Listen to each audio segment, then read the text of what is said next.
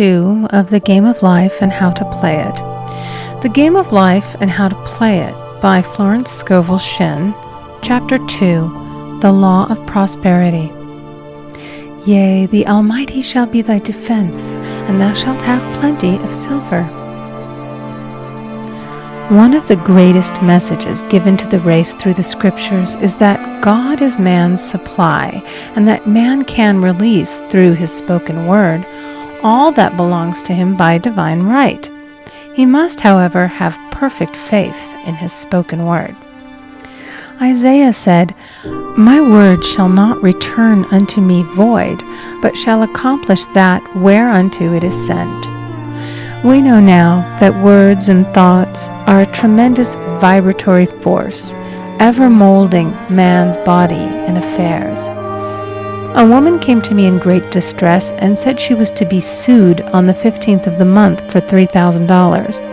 She knew no way of getting the money and was in despair. I told her that God was her supply and that there is a supply for every demand.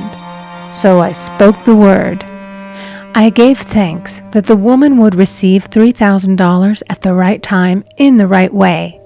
I told her she must have perfect faith and act her perfect faith. The 15th came, but no money had materialized. She called me on the phone and asked what she was to do. I replied, "It is Saturday, so they won't sue you today.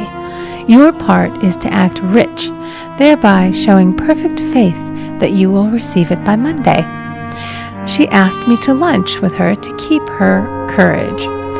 When I joined her at a restaurant, I said, "This is no time to economize.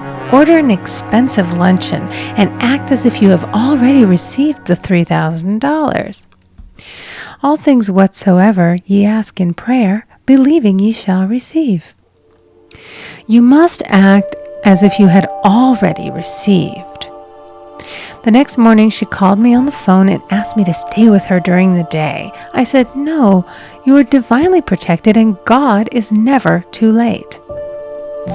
In the evening she phoned again, greatly excited, and said, "My dear, a miracle has happened.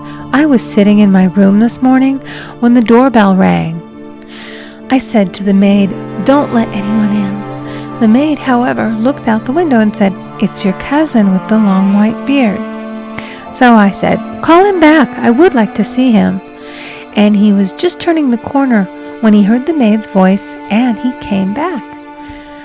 He talked for about an hour, and just as he was leaving, he said, 'Oh, by the way, how are finances?' I told him I needed the money, and he said, 'Why, my dear, I will give you $3,000 the first of the month.' I didn't like to tell him that I was going to be sued. What shall I do? I won't receive it till the first of the month, and I must have it tomorrow. I said, 'I'll keep on treating.' I said, 'Spirit is never too late. I give thanks that she has received the money on the invisible plane and that it manifests on time.' The next morning, her cousin called her up and said, 'Come to my office this morning, and I will give you the money.' That afternoon, she had $3,000 to her credit in the bank and wrote checks as rapidly as her excitement would permit. If one asks for success and prepares for failure, he will get the situation he has prepared for.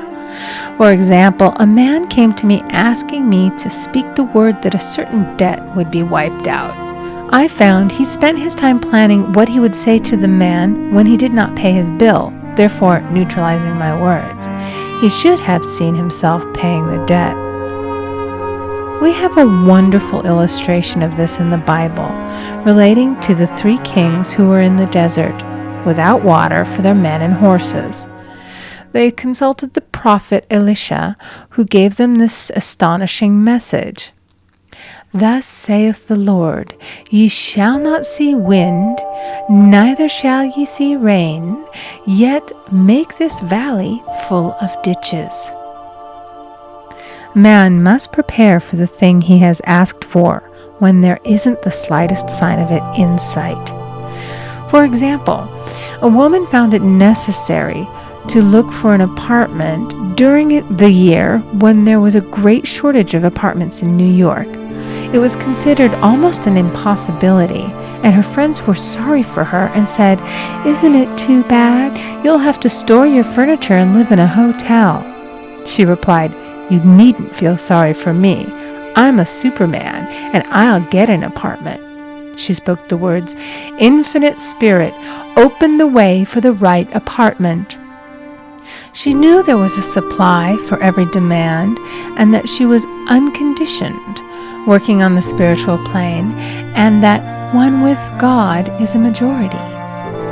She had contemplated buying new blankets when the tempter, the adverse thought or reasoning mind, suggested, "Don't buy the blankets. Perhaps, after all, you won't get an apartment and you will have no use for them."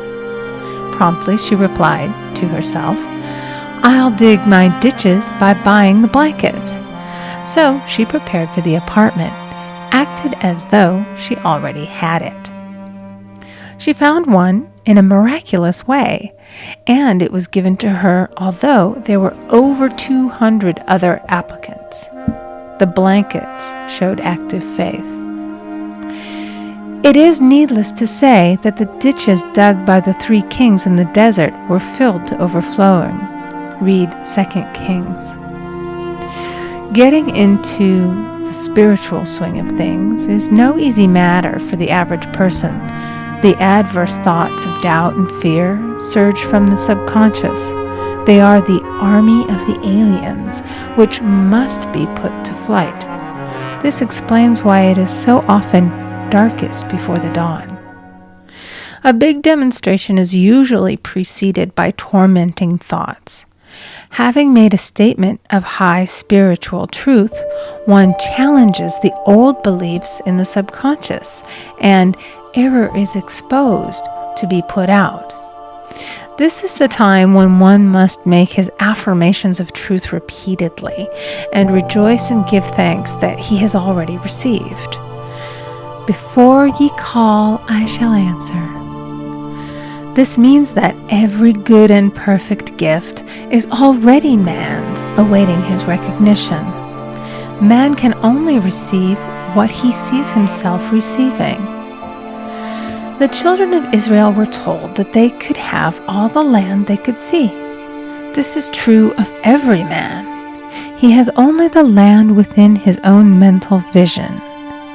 Every great work, every big accomplishment has been brought into manifestation through holding to the vision, and often just before the big achievement comes apparent failure and discouragement. The children of Israel, when they reached the promised land, were afraid to go in, for they said it was filled with giants who made them feel like grasshoppers. And there we saw the giants, and we were in our own sight as grasshoppers. This is almost every man's experience. However, the one who knows spiritual law is undisturbed by appearance and rejoices while he is yet in captivity. That is, he holds to his vision and gives thanks that the end is accomplished. He has received. Jesus Christ gave a wonderful example of this. He said to his disciples, "Say not ye, there are yet 4 months, and then cometh the harvest? Behold, I say unto you, lift up your eyes, and look on the fields, for they are ripe already to harvest." His clear vision pierced the world of matter, and he saw clearly the 4th-dimensional world, things as they really are, perfect and complete in divine mind.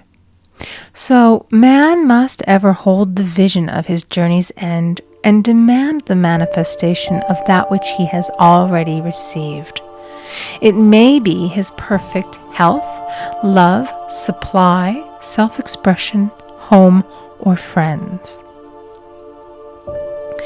They are all finished and perfect ideas registered in divine mind, man's own superconscious mind, and must come through him, not to him.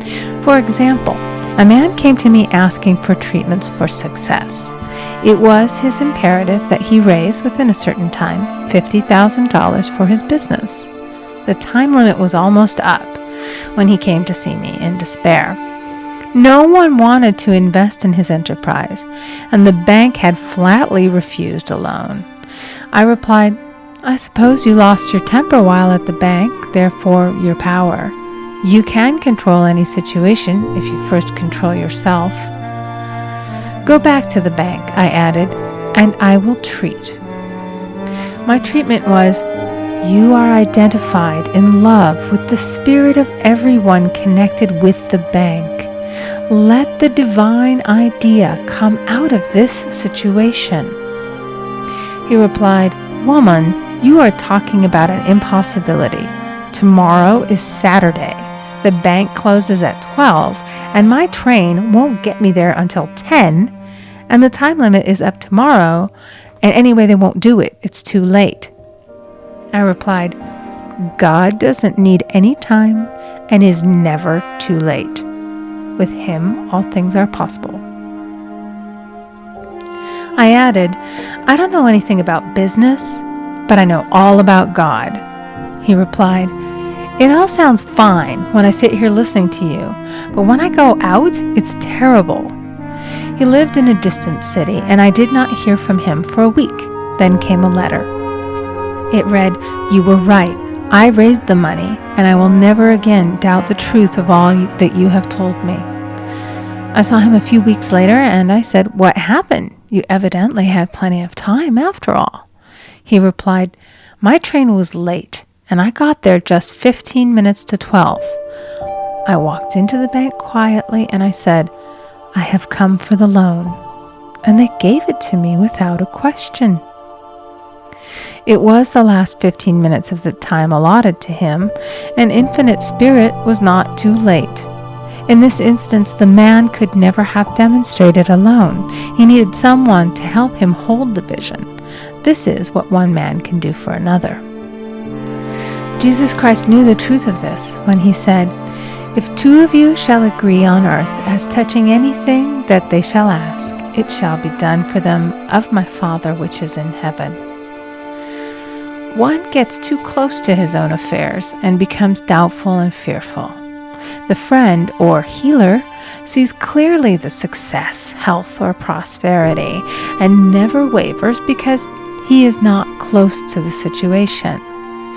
It is much easier to demonstrate for someone else than for oneself, so a person should not hesitate to ask for help if he feels himself wavering.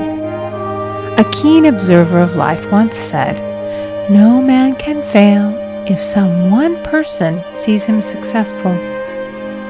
Such is the power of the vision, and many a great man has owed his success to a wife or a sister or a friend who believed in him and held without wavering to the perfect pattern.